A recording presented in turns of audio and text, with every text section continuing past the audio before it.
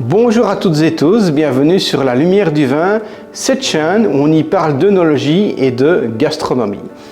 Aujourd'hui, voyons ensemble comment bien accorder son vin au restaurant. Vous le savez, ça peut être parfois compliqué lorsqu'on a des convives qui choisissent des plats très différents. Eh bien, voyons directement 5 conseils qui peuvent vous éviter pas mal d'erreurs. Commençons par le premier, étant la catégorie des vins effervescents.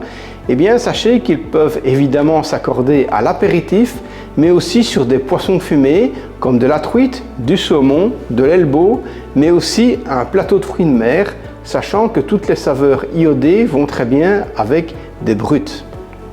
Si vous préférez maintenant rester sur un vin tranquille, eh bien, préconisez sur le même type de plat plutôt des vins sur l'acidité qui va ramener de la fraîcheur, comme des sauvignons, voire des chenins vinifiés en sec dans la Loire. Si vous préférez la Bourgogne, allez plutôt sur un chardonnay du sud, sur la Roche de Salitré dans la région de Mâcon. Passons maintenant à la deuxième catégorie, étant les vins plutôt gras, assez opulents.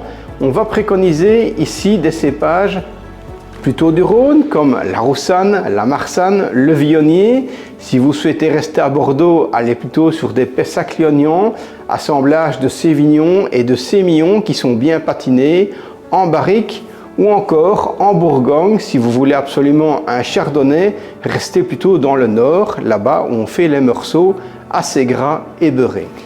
Ces vins vont très bien accompagner ici plutôt des poissons chauds en sauce ou encore des viandes blanches comme un filet de porcelet, un rôti de porc ou encore une volaille fermière, le tout avec des sauces plutôt beurrées à base d'œufs ou encore crémées.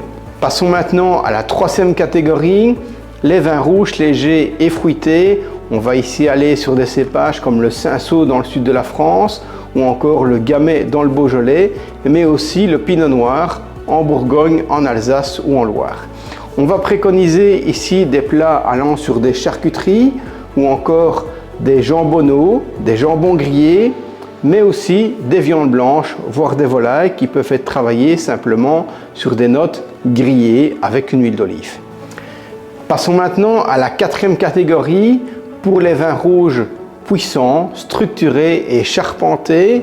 Prenons par exemple les vins du Bordelais dans la région du Médoc ou encore dans la vallée du Rhône sur des purs Syrah du Nord ou encore des assemblages sur des Vaqueras, des Jugondas. On peut aller aussi en Provence dans la région de Bandol ou encore les plus structurés, ça peut être sur Cahors dans le sud-ouest avec des 100% Malbec. Ce sont des vins qui dans l'ensemble vont s'accorder directement sur des viandes rouges, voire de l'agneau, des viandes maturées ou des gibiers, mais encore du canard. Vous verrez que ces vins charpentés feront très bien leur boulot. Passons maintenant à la cinquième catégorie, les vins doux naturels, les vins sucrés. Ça peut être une vendange tardive, un coteau de Léon, un Pacherinck du Vic-Bilh, un Sauterne. Bref, des vins qui contiennent du sucre. Vérifiez bien toujours si l'acidité s'accorde avec votre dessert. Souvent, on va aller chercher l'équilibre sur un fruit, mais bref, ça sera de toute manière un régal. Voilà, j'espère que cette vidéo vous a plu. N'hésitez pas à suivre les liens en description. Abonnez-vous à la chaîne si ce n'est pas encore fait. Mettez un commentaire à la vidéo et likez-la. Il me reste à vous dire merci beaucoup. À bientôt et santé à tous.